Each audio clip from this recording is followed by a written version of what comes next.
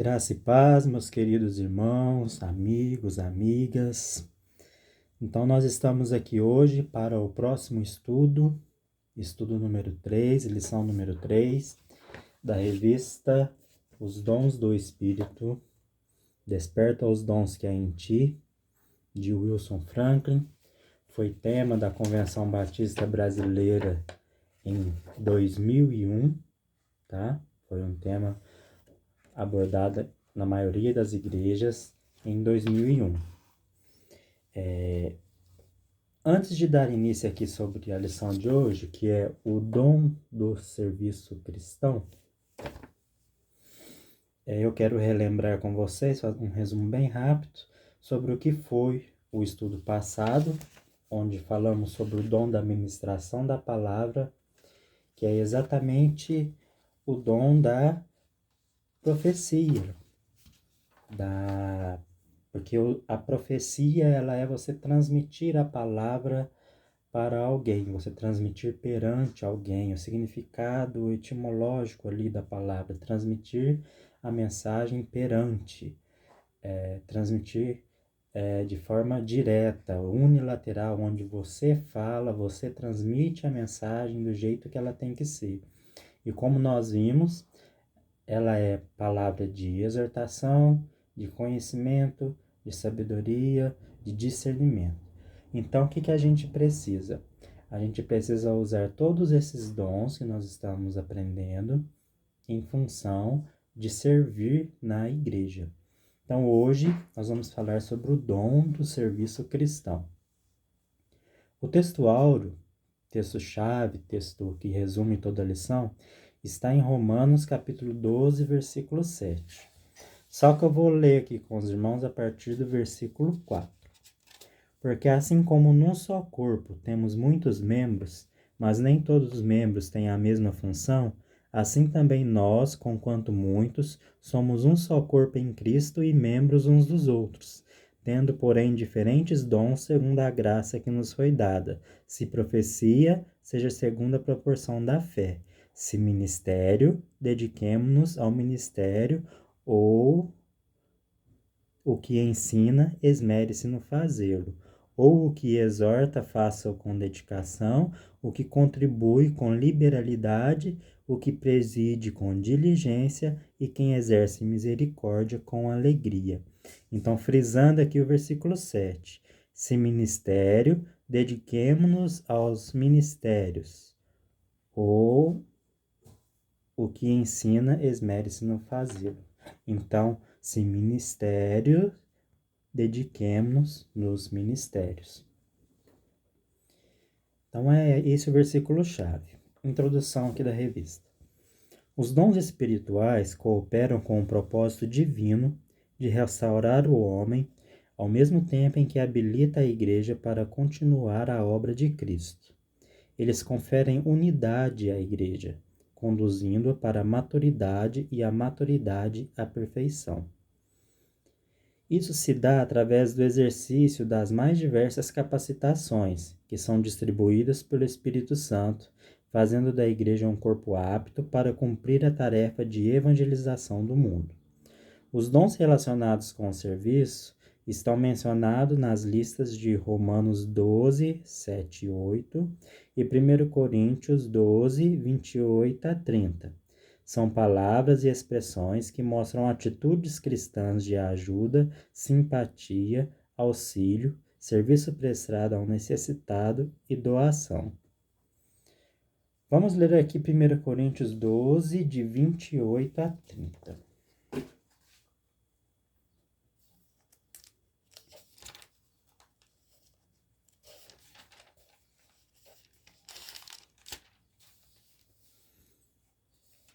Diz o seguinte: a uns estabeleceu Deus na igreja, primeiramente apóstolos, em segundo lugar profetas, em terceiro lugar mestres, depois operadores de milagres, depois dons de curar, socorros, governos, variedades de língua. É o versículo 27. 1 Coríntios 27 a 30. quer dizer, versículo 28 a 30. Porventura são todos apóstolos ou todos profetas? São todos mestres ou operadores de milagres? Têm todos dons de curar? Falam todos em outras línguas? Interpretam a todos? Entretanto, procurai com zelo os melhores dons. Então a palavra adverte a gente a procurar o melhor dom. Como assim o melhor dom? O melhor dom para você. O melhor dom que você se identifica. Aquele em que você vai fazer com todo amor, carinho e dedicação. Então vamos aqui. Romanos 12, 7, que é o textuário, diz: se é ministério, seja em ministrar. Então, o primeiro tópico aqui é ministério. No Novo Testamento grego, o vocábulo empregado para ministério é diaconia.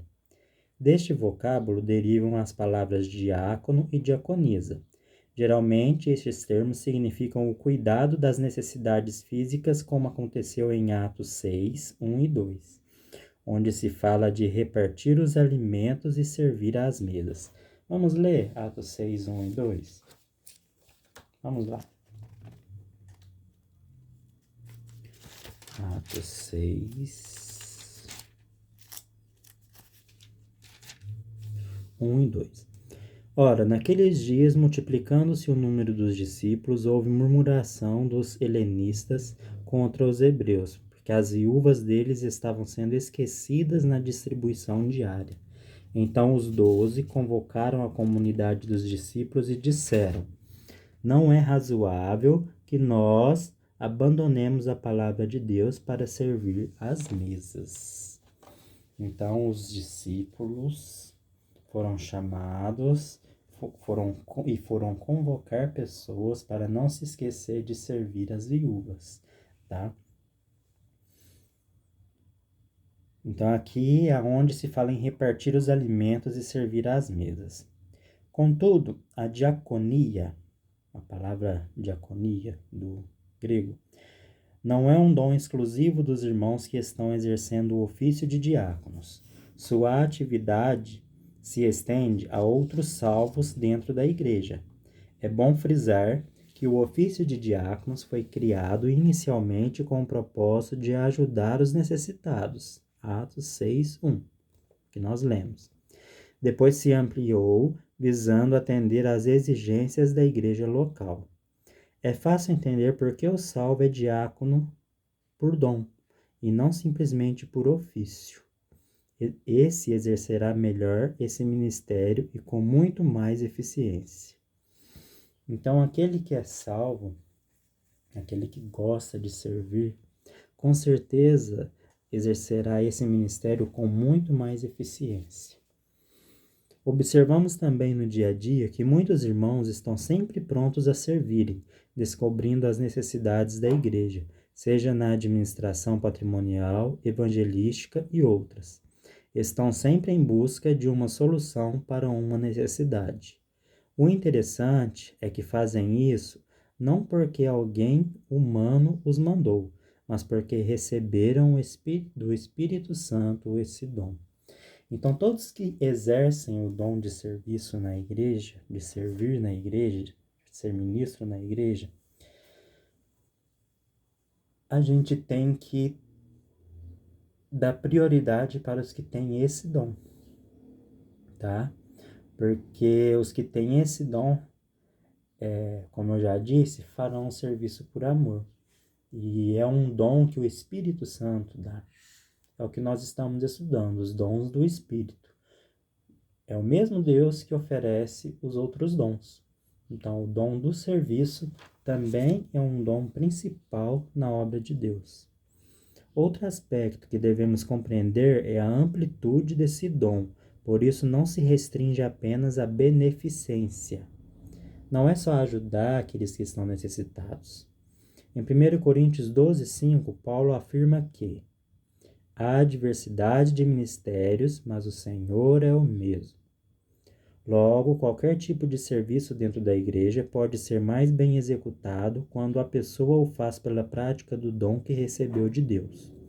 Um exemplo prático para isso é um irmão que desempenha a função de introdutor ou porteiro de uma maneira especial. Ele o faz com alegria, com perfeição, de uma forma natural. Outros irmãos trabalham na limpeza da igreja, muitas vezes sem nada receber, e o fazem de fato para Deus. Não estão preocupados com reconhecimento terreno, sabem que Deus já recebeu seu trabalho como adoração. A oferta que os irmãos de Jerusalém levantaram naquela igreja comprova que ministério e serviço estão intrinsecamente relacionados.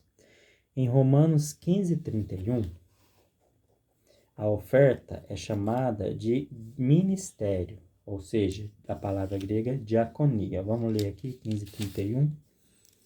Romanos 15:31.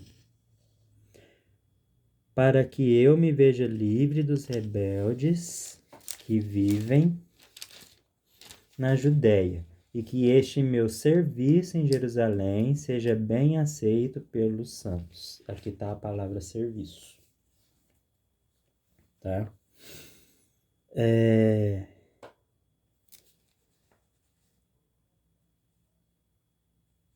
Onde eu parei? A oferta é chamada de diaconia, ministério, serviço. Em 2 Coríntios 8:4, vamos ler também, é chamada de serviço, tá? Igual a gente leu aqui também, que é também na minha tradução também está traduzida como serviço. 2 Coríntios 8:4. 2 Coríntios 8:4.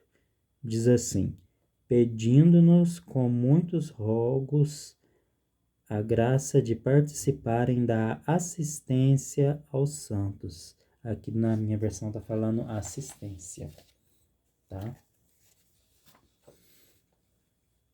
Todas essas palavras são sinônimas de ministério, de diaconia, de serviço, de servir.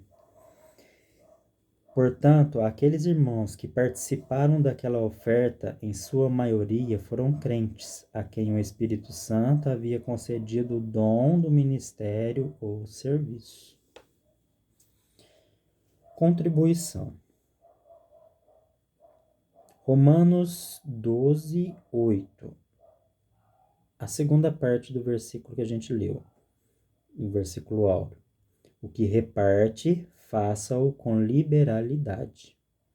O verbo reparte, metadinmoni, em grego, poderia ser traduzido por dar. Logo, a expressão seria: o que dá ou o que compartilha, faça com alegria. Sem dúvida, Paulo está se referindo ao dom de contribuir. Isso significa mais do que dar, no sentido filantrópico. Significa dar com o coração cheio de amor a Deus. Ao darmos, tornando-nos semelhantes ao Mestre, que se deu a si mesmo pela sua igreja. Efésios 5:25. Vamos ver também? Efésios. Antes de Filipenses. Efésios 5:25.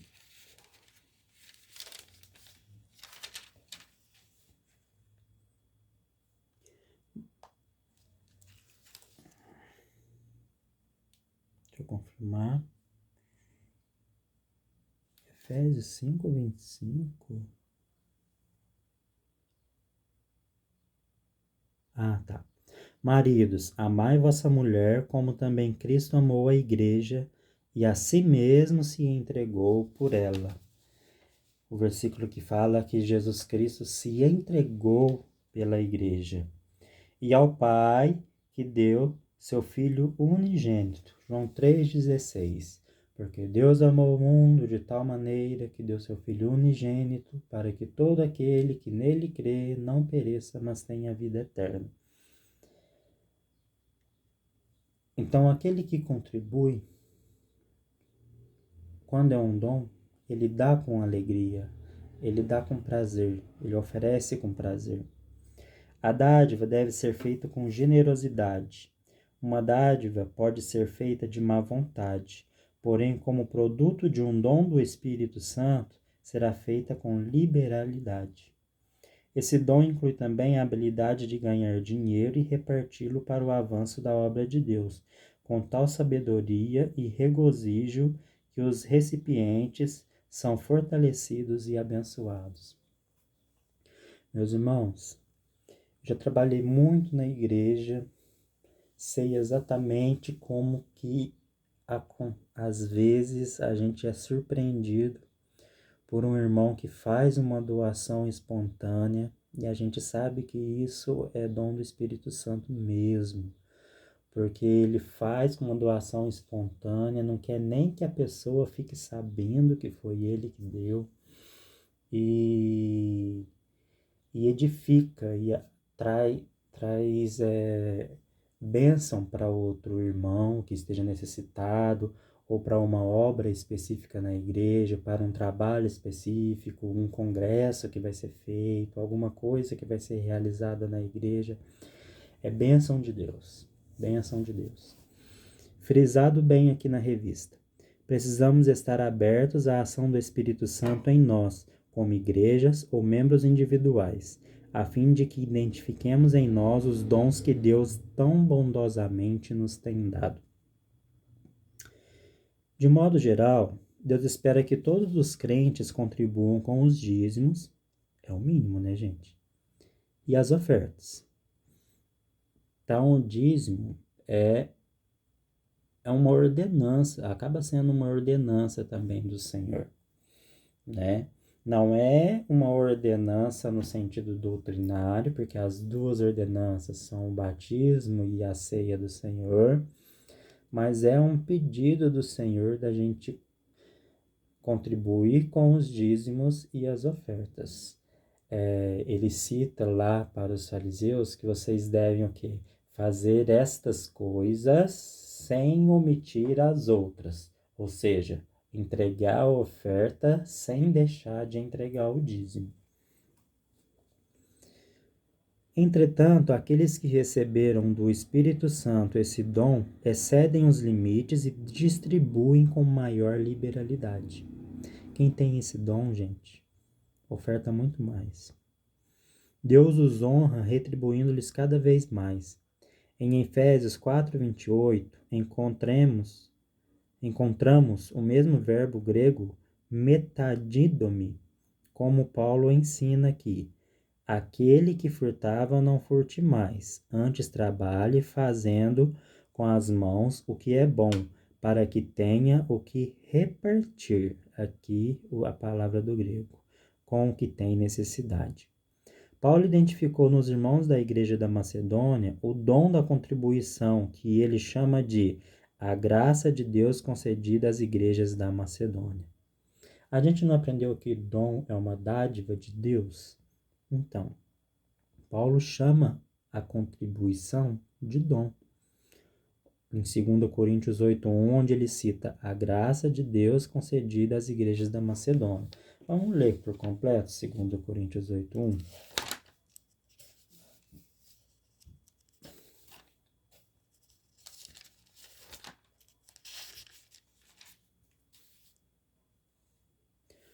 Também, irmãos, vos fazemos conhecer a graça de Deus concedida às igrejas da Macedônia. Olha só. Então, façamos conhecer. Ele quer que todos conheçam a graça de Deus concedida às igrejas da Macedônia que ofertavam, que dizimavam, que contribuíam com muita alegria e de maneira abundante. O exercício dos dons de serviço. É preciso pôr em prática os dons que Deus nos deu por sua maravilhosa graça. Se é ministério, seja em ministrar. Lembra do versículo? Ao escrever essas lições, noto que minha preocupação, aqui é o autor falando, não sou eu. O tempo inteiro aqui é o autor falando, eu estou só dando uma explicação. Noto que minha preocupação a partir de agora não será só com aquilo que tenho feito, mas principalmente com o que tenho deixado de fazer na obra de Deus. Vejo de forma clara que muitos cristãos estão sob a condenação do nosso Senhor não por aquilo que fazem, mas por aquilo que deixaram ou deixam de fazer. É o que Paulo chama de extinguir o espírito. Em 1 Tessalonicenses 5,19. Vamos ver?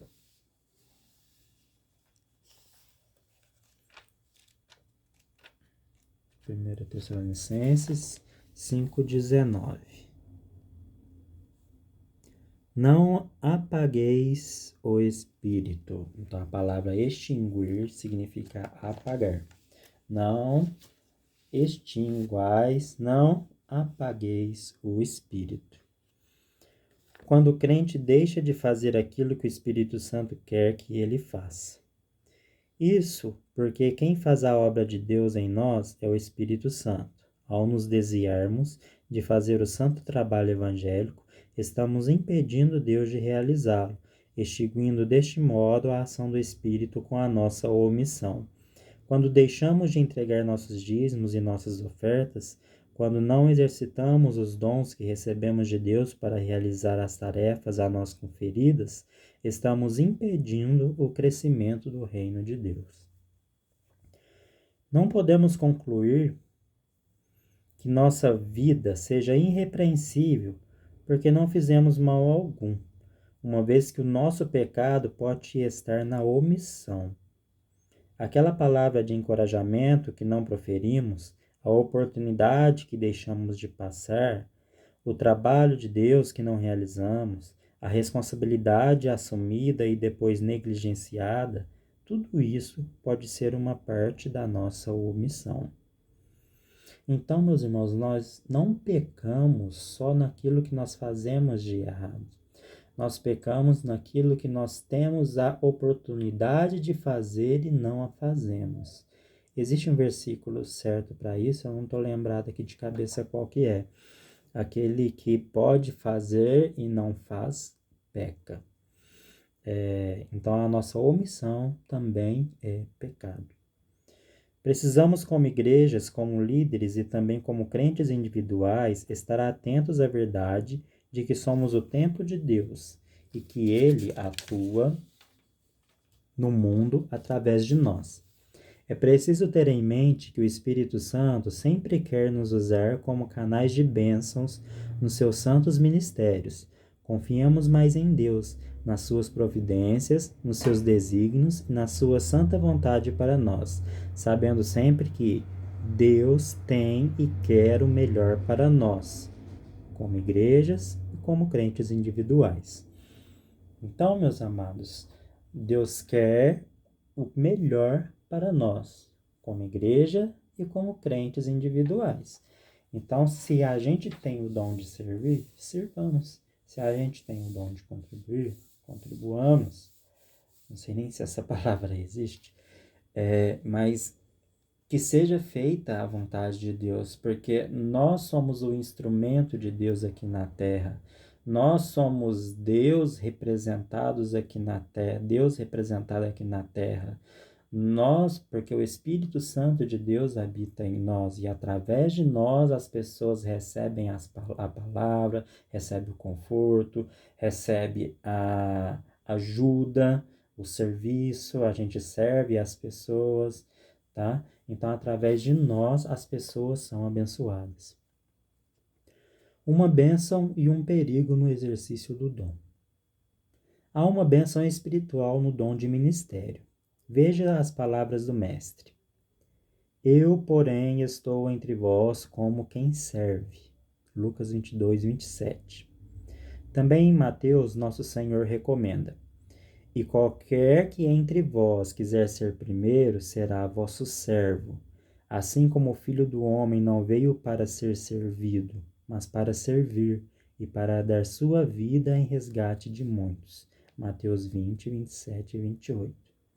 Os dons de serviço são da maior nobreza, pois aqueles que servem assemelham-se ao Senhor, sem contar que ser espiritual é ser cada vez mais parecido com Jesus. Vamos ver Efésios 4, 13.